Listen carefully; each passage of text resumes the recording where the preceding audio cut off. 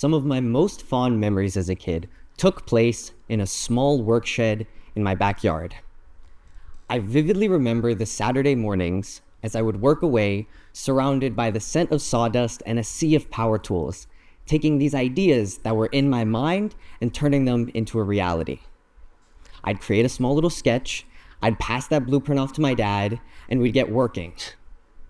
And I'm sure my dad can attest in the audience that sometimes my projects were a bit outlandish, or maybe if we were working at night, I didn't hold the flashlight steady enough. But this shed really started some curiosity and creativity that has persisted throughout my life. Fast forward to 2022, I experienced something that would set me up for one of my favorite projects yet. But more importantly, it would leave me severely ill. I got COVID-19 while I was on a camping trip at Algonquin Park. But rather than tackling the infection, no, my body had other plans. It triggered an autoimmune response. It sent its troops flanking down to the pancreas, and they targeted the beta cell, which is responsible for producing the hormone insulin that regulates blood sugar. Now, I'm sure these little beta cells fought hard, but these guys, they were gone, and quickly, I was in a completely unfamiliar situation. I felt a whole slew of symptoms. I was constantly dehydrated, no matter how much water I drank. I felt fatigue, muscle soreness, and in 3 weeks, I had lost 16 pounds. So I decided to go to the hospital. And as I'm waiting in the ER bed, so confused about what's happening, a doctor walks in, very calmly, and very patiently, the doctor says to me, "You have type 1 diabetes." I had no idea what this meant, but after a quick search online, I realized that I had been diagnosed with a condition that would never go away. The thing that changed most in my life was how I view eating and dieting, because I saw every single meal as a calculation. No matter how many carbs I had, I would have to adjust it with insulin. So, too many carbohydrates, not enough insulin, your blood sugar soars. But too much insulin, and it drops. It's like a game of The Price is Right sometimes, where instead of winning a new TV or a car, you just get to go about your day without a headache or your hands shaking. I mean, it's all right, but if I knew I had to play the game, I'd rather get the car, right? So, you learn to manage it as best as you can within the rules. And yet sometimes things can happen that are completely unexpected. So you'll be fast asleep, and in the middle of the night, you'll hear an alarm that wakes you up and forces you to drink a juice box, and you hope that your hands stop shaking, you stop feeling that heart pounding, and that you can just fall asleep. Fortunately for me, though, there is so much technology that I familiarized myself with that has made this process so much easier. When I used to teach swimming lessons, I would have kids point at my arm and say, "What did a little robot do?" Well, this little robot is responsible for sensing glucose reactions in the fluid underneath your skin. And then it sends an electrical current that transmits that information to your phone or an insulin pump. And this sends insulin automatically into your skin. This technology quickly became something that I could not live without. And I was marveling at how someone could create something that's so necessary, but at the same time, so fascinating with the techniques and how they actually were able to deliver these life-saving processes. And so while I was incredibly appreciative, I noticed something that was really frustrating for me at the time. These devices were producing so much waste. It seemed that something that could be as small as a penny would produce a booklet of waste. Things often came with double or triple the amount of garbage and plastic as they were producing than was needed. And so I wanted to see if I could come up with something. I wanted to combine this passion for creating that started all the way back in the tool shed, and I wanted to mix that with my concern for environmentalism. I debated whether it was possible, and I doubted myself, as I oftentimes do. But in the end, I thought, why not try? Because at least, even if I failed, I would have worked on something that I was genuinely passionate about and sought to develop a project that at least I would learn something from. And so that's what I did. I created small sketches of my prototype, and I wanted to develop something, so I learned how to 3D model. And I came up with a little device that would have the amount of plastic waste that I was actually producing. With it, I competed at my first ever science fair, and I won.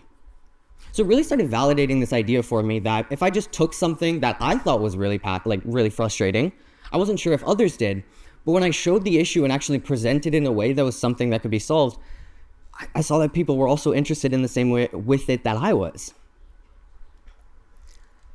And so moving forward, I sought to branch off a bit, and I didn't want to focus on just the engineering, because for the first time, this condition that I saw that was so frustrating quickly became something that I was actually interested in. Rather than just being a burden on my life, I actually started to see some of the upsides of it that previously I had never even imagined. I attended a program at the University of Oxford, and here I had the opportunity to meet some of the most amazing young people my age from around the world. And they were all passionate about problem solving and human-centered challenges in the same way that I was. Some wanted to get young people to vote in elections. Others were really passionate about actually trying to improve mental health resources. But regardless of what their individual areas were, they had two things in common. They had personal experience in the issues that they were tackling, and they were profoundly curious about what they were actually working on. This trip really showed me that we all have a story to tell. Sometimes you might not just know what that story is yet. And so with that, I wanted to keep sharing my story and use it as a way that I can connect with other people dealing with the condition.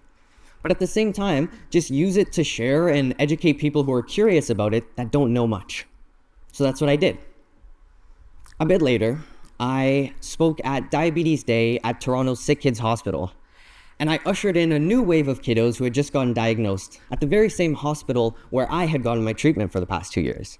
It was like ushering in a new wave of kiddos and trying to help them deal with that frustration and that anxiety that I had. And hopefully, I could help them be a bit more optimistic. Because the truth is, this condition is incredibly frustrating, and I cannot overstate that. Because I wish that a doctor during my next appointment would actually say to me, you know what, actually, you're cured. But that's not a doctor, that's a genie, and that's why I have to wish for it. So I know that this won't happen. So instead, what I've tried to do is combine it with these areas I'm really passionate about, and it's helped me see some of those optimistic points. So I've better understood the actual technicalities about what I'm dealing with. I understand myself better as a person, and I understand the people that go through similar experiences as I do. So if I could give some advice to myself from just 2 years ago, it would be this. Break your dreams up into something you can start working on today. In the past, I've set my goals for myself way too high, and the ceiling to get there isn't something I can get. So I feel frustrated, I'm impatient, and ultimately I give up. So without those short little achievements along the way, and the small failures that get me up to that next step, you feel frustrated. So instead, I've tried to actually make individual goals that I can work to, and then have the long run be something that's kind of what I'm focusing long term, but really what's on my mind is what I'm doing next. So I'll put it this way.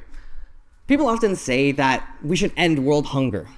But the issue is, if you focus on that being your goal as an individual, that can't happen because it's a systemic issue and one person alone can't end world hunger. So instead, how do you rephrase that and make it something that you can actually use to come about change? Let's say, for example, you volunteered at a food bank and you spoke with the people that were going through these experiences and you actually learned firsthand what the experiences of others were. Maybe instead you could work up and then you start trying to advocate for young people in schools who can't afford meals, trying to get them healthy breakfasts and lunches.